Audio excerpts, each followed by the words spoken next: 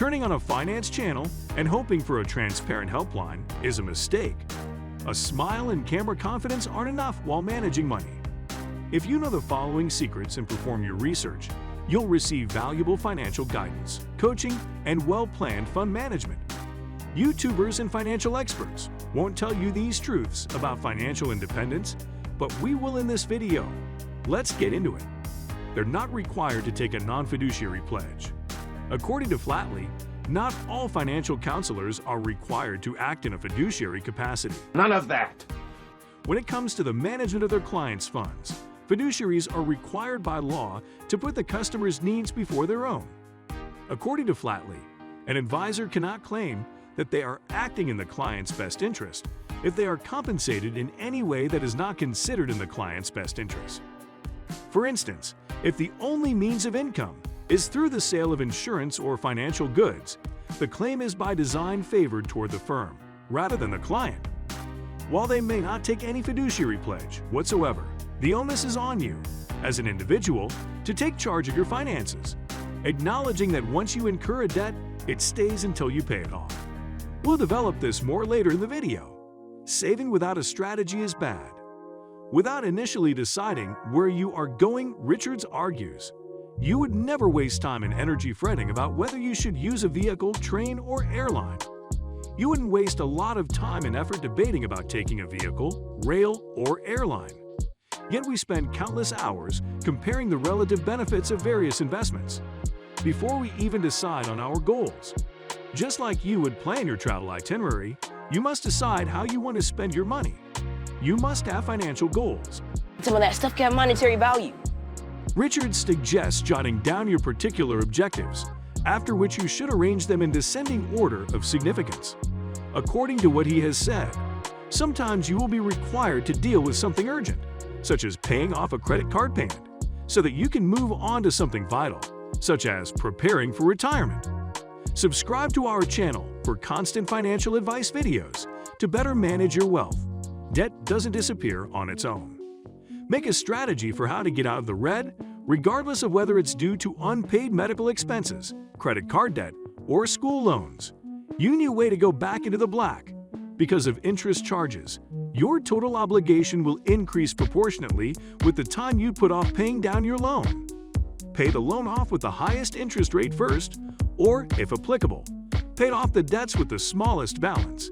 These are your two options for managing your debt. Over the course of your loans, you will save money if you prioritize paying off the obligation with the highest interest rate. If you feel you've reached a point where a third-party financial mind is essential, research is significant in choosing the right one.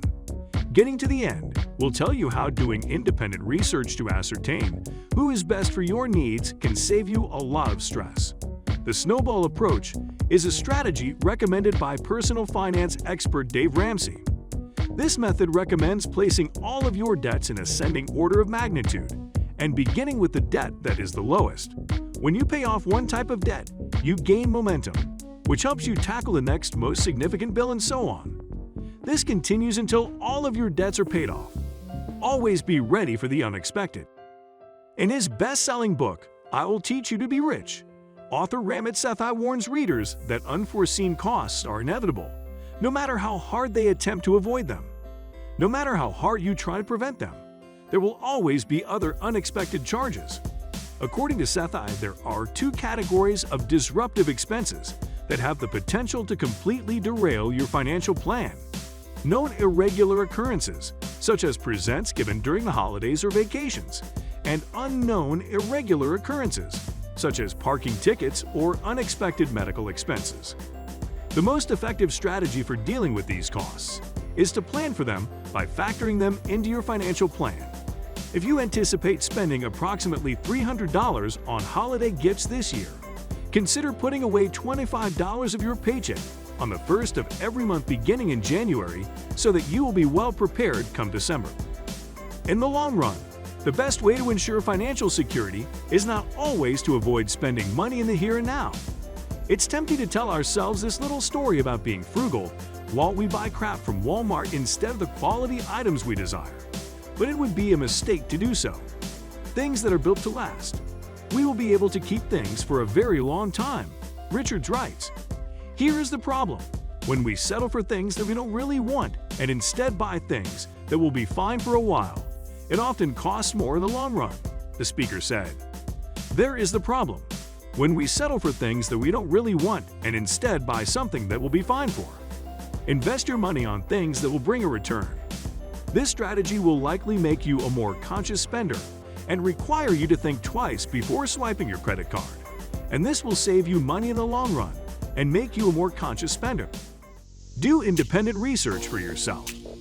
Flatly strongly advises clients to conduct their research before engaging the services of any financial advisor because, unfortunately, not all financial counselors are created equal. First and foremost, clients owe themselves and their families the best available service, said Flatley.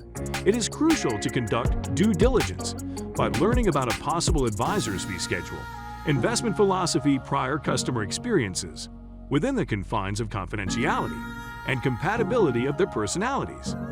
According to Flatley, the Investment Advisor Public Disclosure website and the CFP Board website are excellent places to begin your investigation. Secondly, Flatley said, a client should do as much research before, during, and after interacting with an advisor to understand the financial planning process, potential product solutions, risk tolerance, etc., to be able to make competent and comfortable decisions with their money. This research should be done to understand the financial planning process, potential product solutions, and risk tolerance. There's an old saying that many people in this business like to spread around. Don't buy anything you don't comprehend. A fiduciary is required to operate in the client's best interest continuously. A part of this role is to advise and educate the client to make sound decisions rather than selling them the product. Before we end, we thought we should add that even though these secrets don't apply to every financial advisor or YouTuber, do your research when choosing a financial advisor or evaluating someone to take financial advice from, and prioritize good service and straightforwardness. Find a financial one that shares your ideals and will explain anything you don't understand. You can find some of them here. Top 5 best female finance YouTubers to follow. These are masters in their work. We believe you'd find them very useful.